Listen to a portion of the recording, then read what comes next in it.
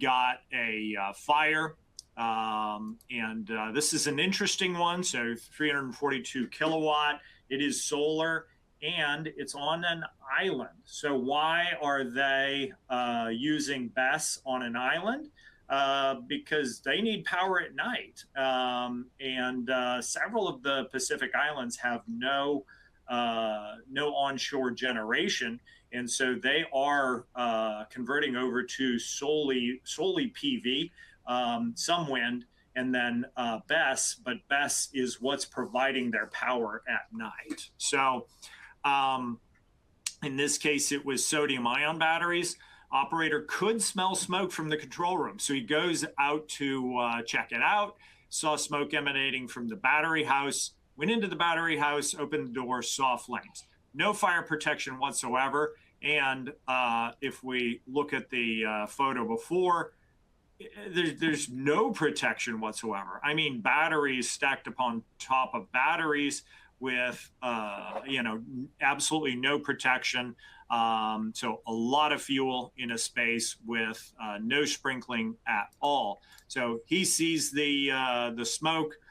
Can't do much about it. Obviously can't stop it. Why? Because now we talked about the BESS, and the BESS can control current into and current out of the battery packs themselves, the battery cells themselves. But if a problem occurs within the cell, it can't stop that. It can't deal with that. And so you're going to have to have some other way of stopping that, and that's on current lithium-ion modules. That's individual fusing, possibly. In this case, there weren't any, and so we've got a lot of wholesale damage occurs.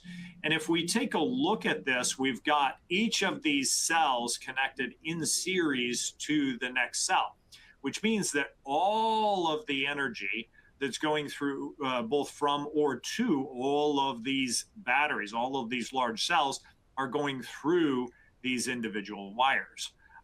So that this cell is getting connected to this cell is getting connected to this cell, and then this one is connecting down to the next. So we've got a bunch of series connections doing that. And so if we look over here at one of these connections, we start seeing a lot of green. So, but if we look at the connections here, we see green. Green is indicative of corrosion, and that corrosion turns out was pre-loss. So here is a system as it's set up, so each one connecting to the next. Lithium-ion ones do this. This one is kind of interesting in that we don't see any individual fusing. And so there was both high levels of sea salt, right? Pacific Island, you're not going to get away from that. And also a lot of high resistance connections were found during PM. What are high resistance connections?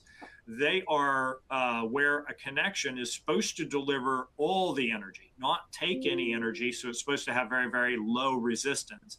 What happens is if it starts resisting, it's going to generate heat. That heat is going to create more of an oxide. That oxide is going to create more of a resistance, and it's going to be a big problem where it will cycle until it ultimately just causes a failure. And unfortunately, this failure is going to be internal to the pack, and the battery management system that's on the top here talking through the CAN bus to the outside world, or to the individual cells and then to the outside world, can't do anything about it. It can't shut that current down. So that's ultimately what caused that fire. It was a lot of different factors, and you'll find with a lot of BESS failures, it's a lot of different factors where things are noticed but not corrected, noticed but changes aren't done. Why? Because they want to keep the uptime on those BESS systems so that they can keep their contracts going, or push the boundaries to keep the contracts going.